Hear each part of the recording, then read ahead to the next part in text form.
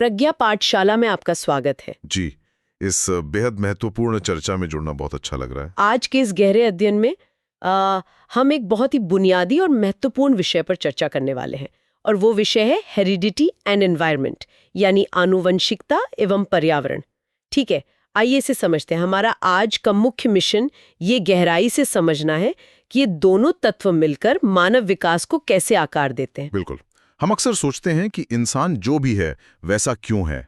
क्या वो अपनी जन्मजात प्रवृत्तियों के कारण वैसा है, या फिर उसके आसपास के माहौल ने उसे वैसा बनाया है?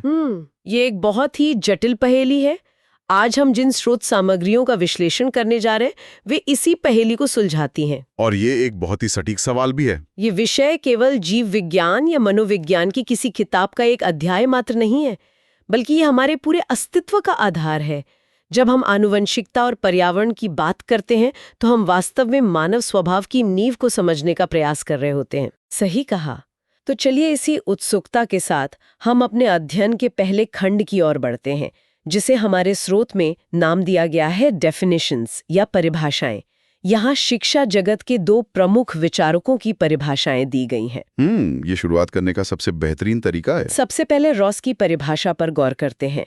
अंग्रेजी में स्रोत कहता है Ross, heredity multiplied by environment multiplied by time equals development level of an individual personality. जी। और हिंदी में से इस प्रकार दिया गया है, रॉस आनुवंशिकता गुणा समय बराबर एक व्यक्ति के व्यक्तित्व का विकास स्तर। अगर मैं इस गणितीय समीकरण को समझने का प्रयास करूं तो रॉस यहाँ ये कह रहे हैं कि किसी व्यक्ति का विकास केवल किसी एक चीज का परिणाम नहीं है। आपका ये विश्लेषण बिल्कुल सही दिशा में है। रॉस ने मानव विकास को एक बहुत ही सुंदर और सरल समीकरण के रूप में प्रस्तुत किया है। उन्होंने ये स्पष्ट किया है कि केवल अच्छे जीन यानी आनुवांशिकता या केवल एक अच्छा माहौल यानी पर्यावरण ही पर्याप्त नहीं है। मतलब इसमें समय का भी बड़ा योगदान है। एकदम सही। जब ये दोनों तत्व आपस में मिलते हैं और उनके साथ समय जुड़ता है, तब जाकर व्यक्तित्व का विकास स्तर तय होता है। समय का यहाँ सीधा अर्थ है परिपक्वता। एक बच्चा जन्म से ही सब कुछ नहीं सीख लेता। जो गुण उसे माता पिता से मिले हैं और जो परिवेश उसे उपलब्ध कराया गया है, वे समय बीतने के साथ साथ व्यक्ति को आकार देते हैं। ये समीकरण विकास की पूरी प्रक्रिया को बहुत स्पष्ट कर देता है। अब हम अगली परिभाषा की ओर बढ़ते हैं, जो वुडवर्थ द्वारा दी गई है। स्रोत में अंग्रेजी में लिखा है, Woodworth, individual is the result of multiplication product between heredity and environment. Hindi में ये है, वुडवर्थ व्यक्ति, आनुवंशिकता और पर्यावरण के बीच गुणन के उत्पाद का परिणाम है। यहाँ मुझे जो बात सबसे ज्यादा दिलचस्प लग रही है वो है गुणन या मल्टीप्लिकेशन शब्द का प्रयोग। उन्होंने जोड़ यानी एडिशन शब्द का इस्तेमाल नहीं किया है। और यही इस परिभाषा की सबसे बड़ी गहराई है। वुडवर्थ का यह गुणन का सिद्धांत इस बात पर जोर देता है कि आप आनुवंशिकता और पर्यावरण को अलग अलग करके नहीं देख सकते। गणित के एक बहुत ही साधारण नियम को याद कीजिए। कौन सा नियम? यही कि अगर आप किसी भी बड़ी से बड़ी संख्या को शून्य से गुणा करते हैं तो परिणाम हमेशा शून्य ही आता है। ठीक उसी तरह मानव विकास में यदि किसी व्यक्ति की आनुवंशिकता बहुत ही असाधारण है लेकिन उसे मिलने वाला पर्यावरण शून्य है, तो उसका विकास भी शून्य के समान ही होगा। इन दोनों का आपस में गुणा होकर ही एक संपूर्ण व्यक्ति का निर्माण होता है। ये तो बहुत ही शानदार तरीका है इस अवधारणा को याद रखने का।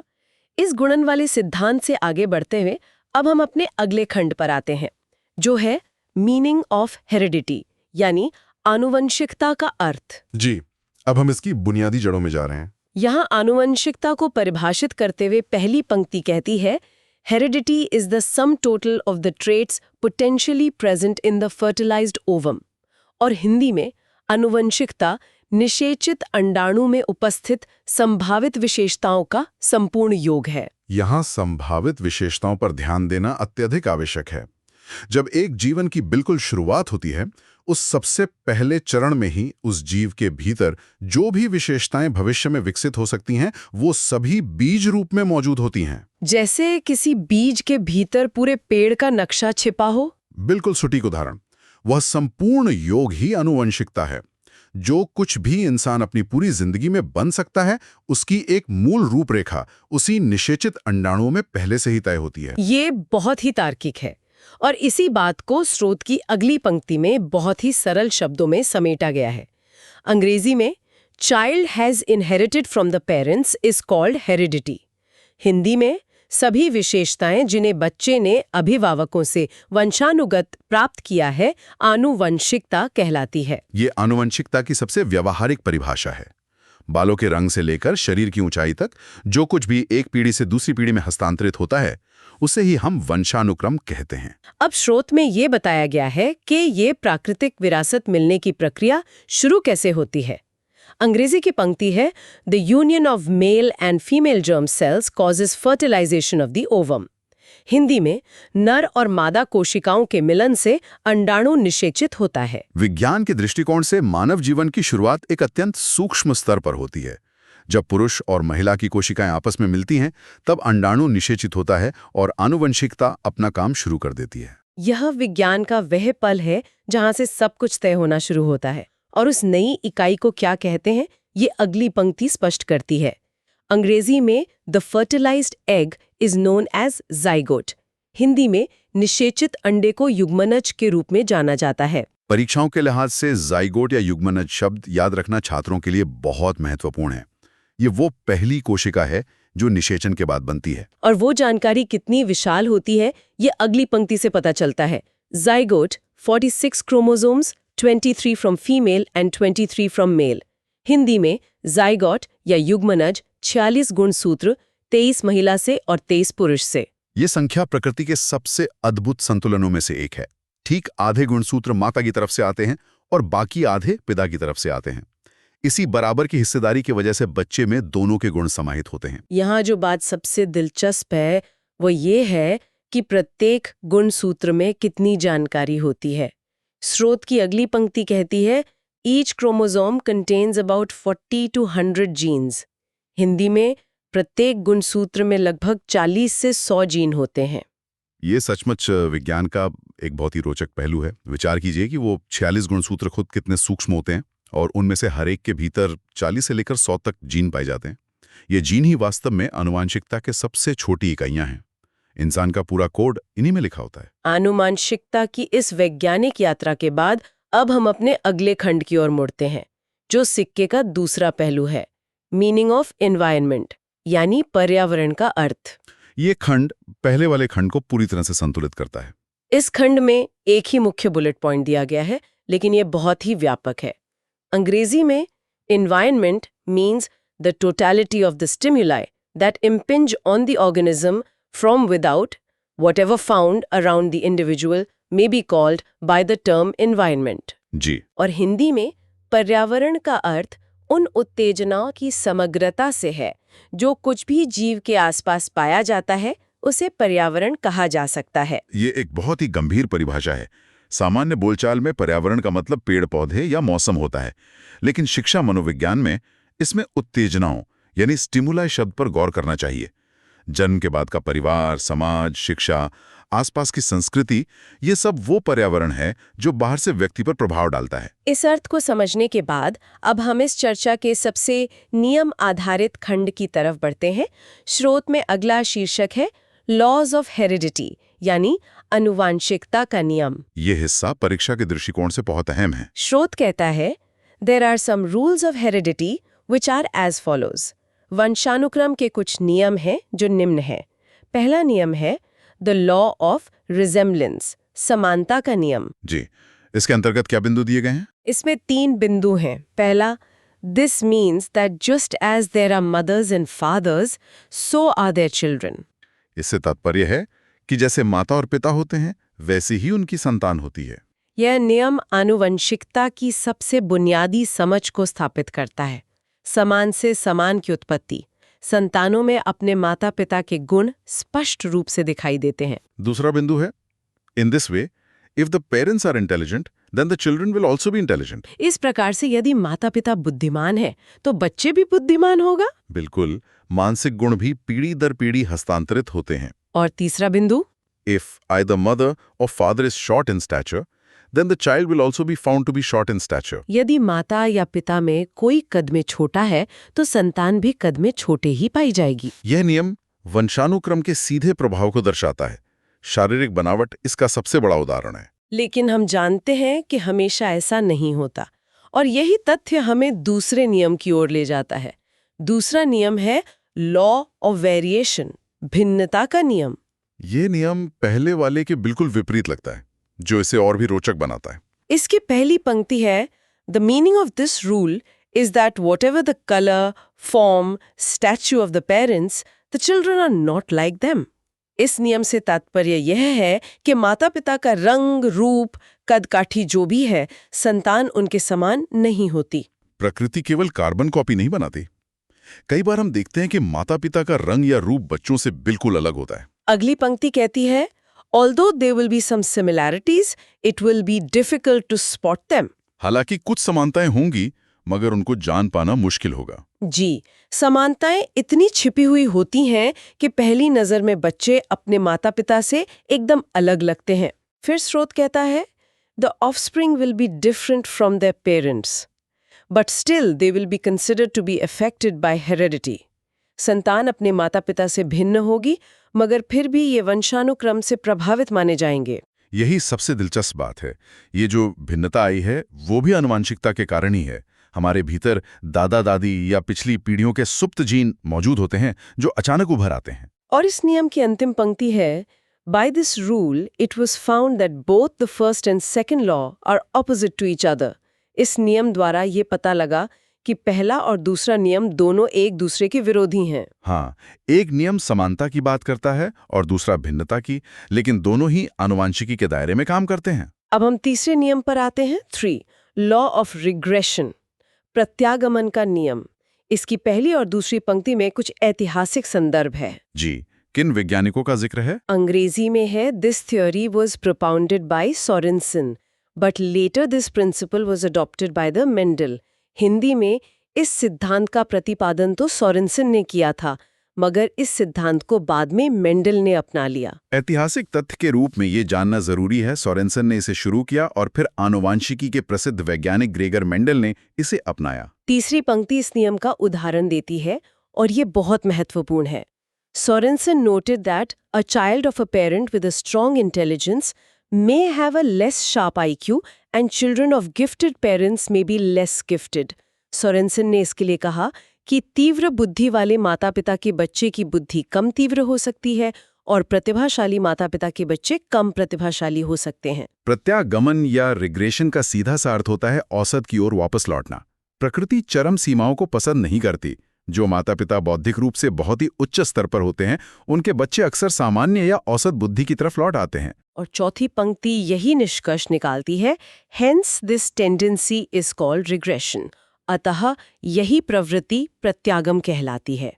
बिल्कुल, असाधारण गुणों का अगली पीढ़ी में औसत की ओर लौटना ही प्रत्यागमन है। अब सवाल ये उठता है कि इन नियमों का शिक्षा के क्षेत्र में क्या उपयोग है। हमारा अगला खंड इसी प्रश्न का उत्तर देता है।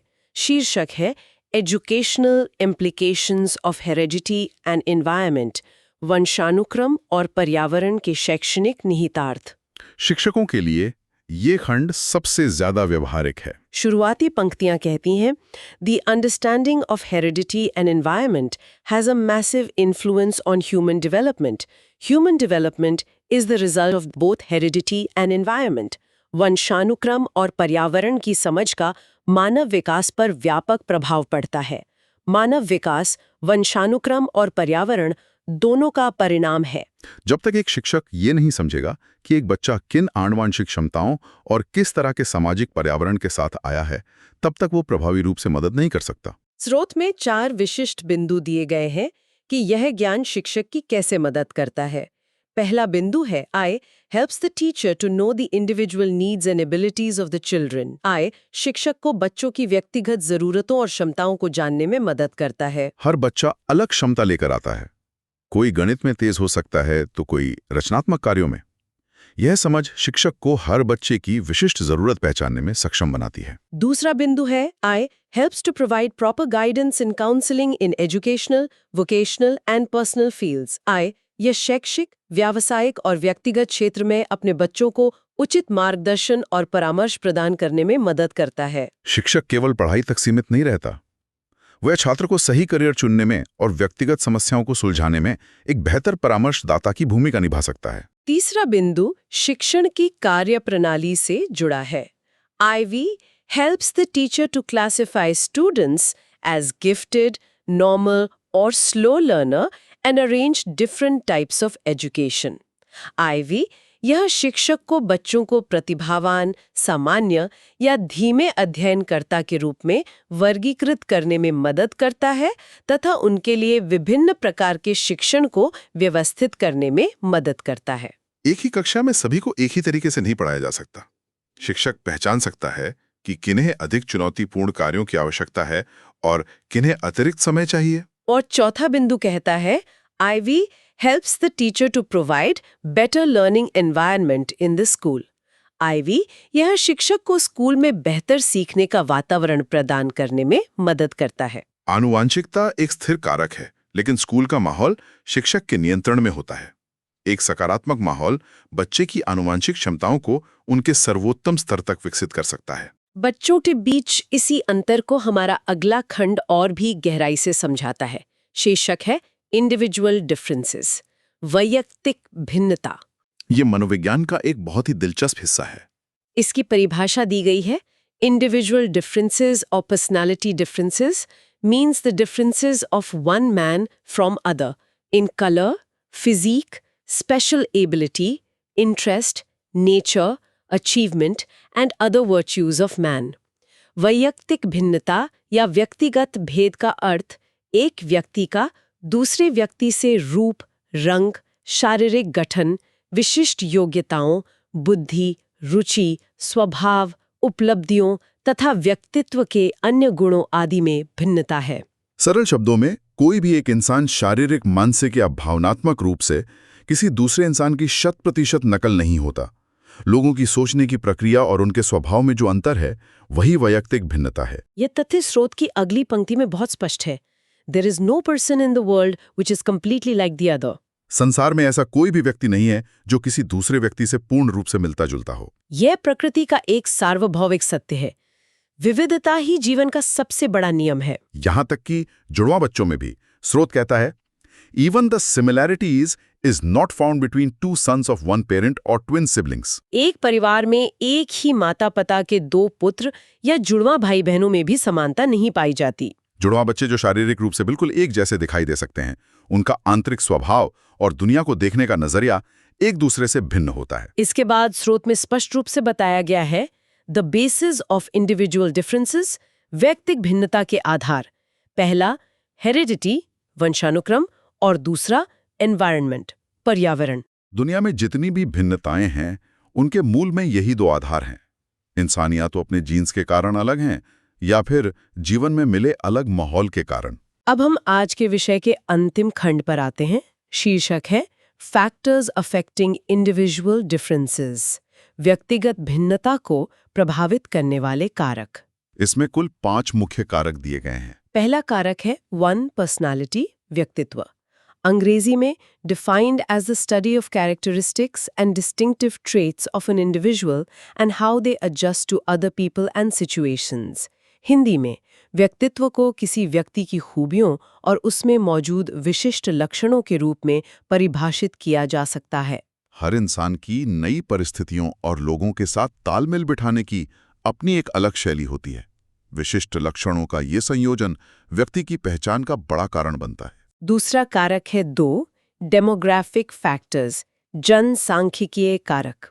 अंग्रेजी में socio economic background, education, nationality, race, age, sex etcetera.